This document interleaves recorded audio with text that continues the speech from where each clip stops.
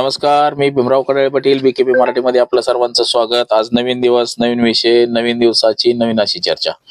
आज आपण आहे इंदापूर तालुक्यातल्या भांडगाव या ठिकाणी. भांडगाव इथले म्हणजे हर्षवर्धन पाटील यांचं शिवाजी एज्युकेशन विद्यालय जे आहे बावडा या ठिकाणचं, या शिवाजी एज्युकेशन विद्यालय सोसायटी याचं संचलित कैलासवासी शहाजीराव पाटील माध्यमिक विद्यालय रेडा या ठिकाणी आहे. या ठिकाणी ते एक शिक्षक होते, देवीदास मधुकर माने म्हणून, भांडगाव या ठिकाणचे. तर त्यांना 2011 साली कामावरून काढलं होतं. ते 2002 साली कामावरती जॉईंट झाले होते, परंतु काय कारणास्तव त्यांना कामावरून कमी करण्यात आलं होतं. तर त्यांनी हायकोर्टापर्यंत गेले, सुप्रीम कोर्टापर्यंत गेले आणि सुप्रीम कोर्टाचा निकाल हा त्यांच्या बाजूने लागला. तर त्याच विषयाची आज चर्चा आपली त्यांच्या सोबत आहे. तर सर्वप्रथम आपण चॅनल जर सबस्क्राईब केला नसेल तर चॅनल सबस्क्राईब करावा ही सर्वांना विनंती. साहेब, आपलं बीकेपी मराठीमध्ये स्वागत आहे. नमस्ते. पहिला प्रश्न असा की आपण किती साली या शिवाजी विद्यालय जे एज्युकेशन संचलित जी शाळा आहे शहाजीराव बाजीराव पाटील या शिक्षण संस्थेमध्ये किती साली आपण कामाला लागला? सन 2002 पासून शिवाजी एज्युकेशन सोसायटी बावडा संचलित कैलासवासी शहाजीराव पाटील माध्यमिक विद्यालय शहाजीनगर या ठिकाणी रुजू झालो. त्या संस्थेचे संस्थापक अध्यक्ष कोण होते त्यावेळेस? त्यावेळेस संस्थेचे संस्थापक अध्यक्ष आदरणीय कैलासवासी शंकरराव बाजीराव पाटील होते. कालांतराने त्यांच्यानंतर आता सध्या त्या संस्थेचे अध्यक्ष सन्माननीय हर्षवर्धन पाटील साहेब आहेत. म्हणजे तुम्हाला कामावरती शंकरराव भाऊंनी घेतलं होतं? हा, त्या काळी भाऊंनी कामावरती घेतलं होतं. मग किती वर्ष त्या संस्थेवरती काम केलं तुम्ही? सन 2002 पासून 2011 पर्यंत काम केलं, संस्थेमध्ये काम केलं. तर या काळामध्ये काय पगार मिळाला का आपल्याला? नाही, पगार नाही मिळाला. म्हणजे बिगर पगारी काम केलं. कोर्टाने ज्यावेळेस ऑर्डर केली 2010 मध्ये, त्यावेळेस कंटेम्प्ट दाखल केल्यानंतर एक 5-6 महिन्याचा त्यांनी एक लमसम पगार दिलेला आहे थोडासा. मग कोर्टामध्ये का जाण्याची वेळ आली? कोर्टामध्ये 2002 पासून आपण काम करत होतो शहाजीनगर या ठिकाणी, आणि मेन शाखेमध्येच बावडा असेल, बोराटवाडी असेल, सुरोड असेल, कुरवली असेल, अशा अनुदानित शाखेमध्ये ज्या रिक्त जागा व्हायच्या त्या जागेवरती मी विनंती केली त्यांना की मला त्या जागेवरती माझी नेमणूक करावी, आणि जे काय नवीन तुम्ही घेणार आहे ते नवीन घेणारे कॅन्डिडेट्स विनाअनुदानवरती घ्यावीत अशी मी त्यांना विनंती केली होती. परंतु त्यांनी वारंवार ती माझी विनंती फेटाळून लावली आणि मग मला नाईलाज असतो कोर्टात जाण्याची वेळ आली.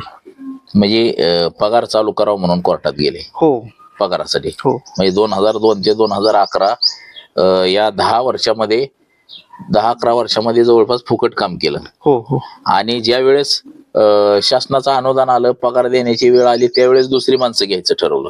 हो, अनुदानावरती दुसरी माणसं त्यांनी घेतली. अनुदानावरती म्हणजे अनुदानावरती दुसरी माणसं घेतल्यामुळं तुम्ही कोर्टात गेले. हो, की बाबा आम्ही एवढे वर्ष काम. तोपर्यंत तुम्हाला कायमस्वरूपी केलं होतं का? 2004 सालीच कायम झालतो. कायमस्वरूपी केलं? कायम झालं तरी पगार दिला नाही ना. मग संस्थेनं असं का केलं असेल? नाही, ते जागाच अशा होत्या की विनाअनुदान होत्या, मान्यता होती परंतु विनाअनुदानित होती.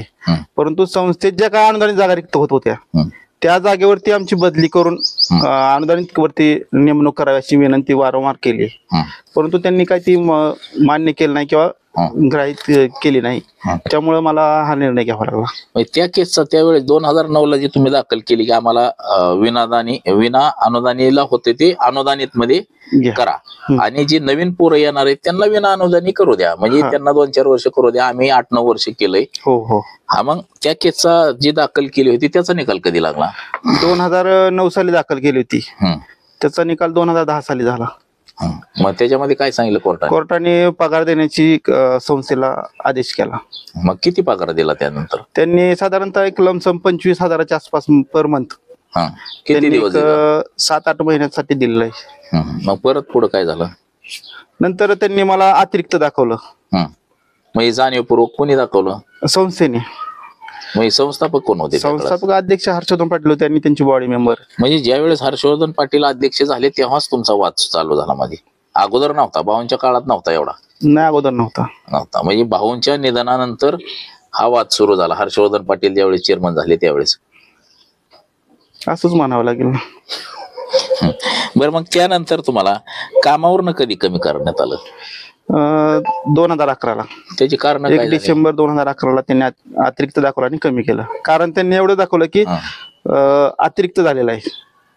माझी जी पोस्ट होती केलं होतं मागच परमनंट होतं ते मान्य आहे, परंतु त्यांनी ज्या शाखेत मला ठेवलं होतं त्या शाखेत जागा कमी होत्या आणि मग त्यांनी इतर शाखेत बदली करण्याऐवजी म्हणजे ह्या संस्थेच्या किती शाखा आहेत? त्या 5 शाखा आहेत.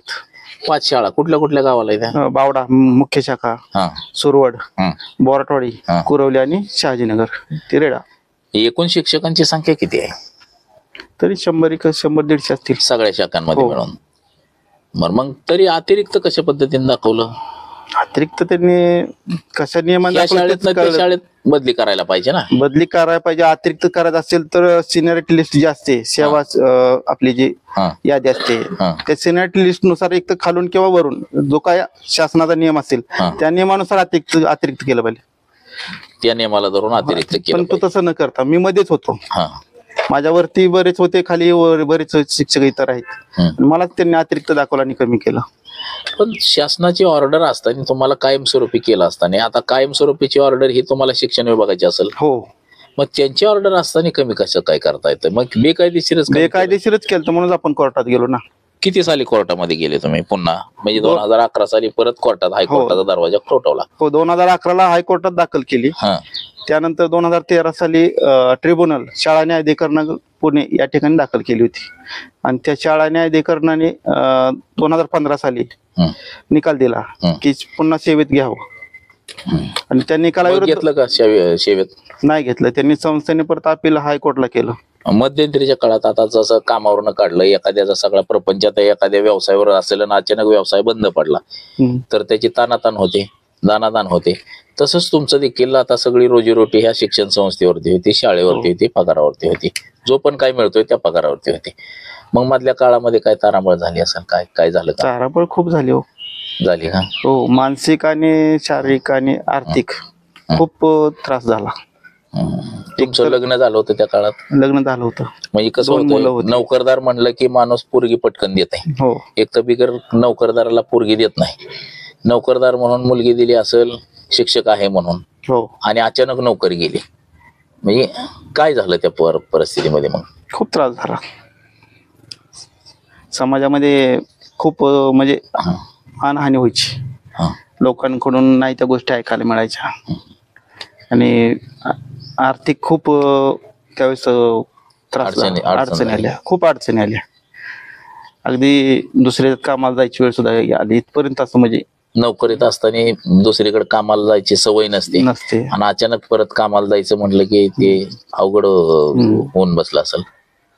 घरच्यांचा, बायकोचं परत खर्च कसा भागवायचा, मुलांचा कसा भागवायचा. किती मुलं आहेत तुम्हाला? 2 मुलं आहेत, 1 मुलगा आणि 1 मुलगी. म्हणजे त्या काळातच झाली मुलं बी? म्हणजे नोकरी गेल्यानंतर? नोकरीच्या अगोदर, सानेच्या अगोदर. मग नंतर आता पुढं काय झालं? कोर्टात गेल्यानंतर ती आता समजा 2011ला गेले तुम्ही कोर्टात, परत न्याय प्राधिकरणाकडे गेले. मग हायकोर्टाचा जिल्हा सत्र न्यायालयामध्ये गेले का सुरुवातीला? नाही, मग शाळेचं वेगळे न्यायालय. शाळा न्यायाधिकरण ट्रिब्युनल हायकोर्ट येतं, त्यांच्याकडे गेले. ट्रिब्युनलने आदेश दिल्यानंतर मग पुन्हा हायकोर्टात की संस्थेवर कामावर रुजू करून घ्यावी. आणि पगाराचं सांगितलं का काय आदेश? पगाराचा विषय हा हायकोर्टच्या ऑर्डर मध्येच होता. म्हणजे हायकोर्टची अंतिम सुनावणी झाली नव्हती. हायकोर्टने आदेश केला काय की चालू पगार करा, म्हणजे सध्याच्या स्थितीत चालू पगार करा. आणि तो मॅटर जो आहे तो त्यांनी ऍडमिट करून घेतला होता, फायनल सुनावणीसाठी ठेवला होता. परंतु त्याच्यामध्ये ट्रिब्युनलने उल्लेख केला की पगाराचा जो विषय आहे तो हायकोर्टच्या निर्णयावर अवलंबून असेल. त्यामुळे ट्रिब्युनलने पगाराचा विषय दिला नव्हता, फक्त कामावर रुजू करून घ्या असा आदेश संस्थेला केला होता. घेतलं का मग कामावरती? नाही घेतलं. काय झालं? काम संस्था हायकोर्टला गेली. परत संस्था हायकोर्टामध्ये अपिलात गेली. काय झालं मग अपिलाचं? अपिलात परत सुनावणी होती काय, मग हायकोर्टने आदेश केला ना. किती साली केला काय सांगता येईल? 28/8/2024 ला हायकोर्टने आदेश केला. हायकोर्टाने म्हणजे विधानसभा निवडणुकीच्या काळात. मग त्यावेळेस भेटले का नाही तुम्ही संस्था चालक? भेटलो की, पत्र व्यवहार केला, भेटलो. काय म्हणलं? संस्थेला भेटलो, शाळेला भेटलो, स्वतः अध्यक्षांना भेटलो. परंतु ते हर्षवर्धन पाटलांना? हो, हर्षवर्धन पाटलांना भेटलो होतो. काय म्हणले? बघू घ्यायचंय म्हणले घेऊ, हं. आणि ते मला घेऊ म्हणले आणि ते सुप्रीम कोर्टला गेले. म्हणजे पुन्हा सुप्रीम कोर्टामध्ये हो. नेला. मग सुप्रीम कोर्टाचा काय निकाल झाला मग? सुप्रीम कोर्टचा बी निकाल 7/4/2025 रोजी 7 एप्रिलला झाला, 25ला. हं. काय आदेश केला सुप्रीम? हायकोर्टचा जो आदेश आहे तोच त्यांनी कायम ठेवला आणि यांची याचिका फेटाळून लावली. हं. शाळेची. हो, मग शाळेची. एकंदरीत ह्याच्यामध्ये तुमची बिगर पगाराची 2002 पासून 2025 पर्यंत एवढी वर्ष वाया गेली.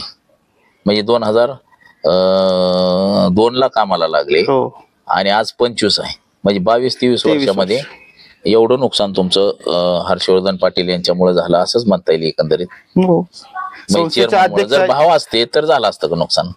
शंकरराव भाव असते तर नसते झालं, भाव असते तर नुकसान नसतं झालं. इतके दिवस नसते झाले. केवळ हर्षवर्धन पाटलांमुळे हे. नाही, संस्थेची धोरणं त्याला कारणीभूत ठरली. हा, म्हणजे त्यांना काय सांगणारी बाकीचे काय असतील ना हर्षवर्धन पाटलांना, खरं सांगणारी, खोटं काय सांगणारी. असतं, अध्यक्षांपर्यंत बऱ्याचशा गोष्टी जात नसतात. हं. जे काय संस्थाचे बॉडी मेंबर जे असतात, हं. मग सचिव असतील, उपाध्यक्ष असतील किंवा इतर सदस्य असतील, हं. या गोष्टी त्यांच्यापर्यंत जात नाहीत अध्यक्षांपर्यंत. हं. मी खालच्या पातळीवर हे जे हाताळतात यांच्यामधून खूप जणांना त्रास होतो. म्हणजे त्यामुळेच. अध्यक्षांना काही इतका वेळ नसतो. हं. आता ते स्वतः मंत्रिपदावरती होते, बरीच कामं त्यांना दुसरे असतात, त्यांना याचा वेळ लक्ष द्यायला वेळ नसतो. त्यामुळे खालचे जे आहेत इतर बॉडी मेंबर यांच्यामुळे ते ही वेळ आलेली आहे. हे वेळ आली. आता तुम्हाला न्याय मिळालाय, एकंदरीत सुप्रीम कोर्टाचा निकाल तुमच्यासारखा झाला, हा, तर काय वाटतंय तुम्हाला? निकाल झालाय, खूप बरं वाटतंय आता. आनंद झाला, हो. घरच्यांना आनंद झाला? हो, सगळ्यांना आनंद झाला. सुप्रीम कोर्टाचा निकाल एकदम तुमच्या बाजूने, म्हणजे हायकोर्टाचा जो आहे तो कायमस्वरूपी तोच कायम ठेवलाय. ठेवला. हा, म्हणजे एकंदरीत जे शिवाजी एज्युकेशन सोसायटी तुमचे जे आहे, हर्षवर्धन पाटील त्याचे चेअरमन आहे, एकदम त्यांना धक्का बसलाय असंच म्हणावं लागेल ना? धक्काच बसला ना संस्थेला. बसला असेल. तर हे होते आपल्या बरोबर देवीदास माने सर.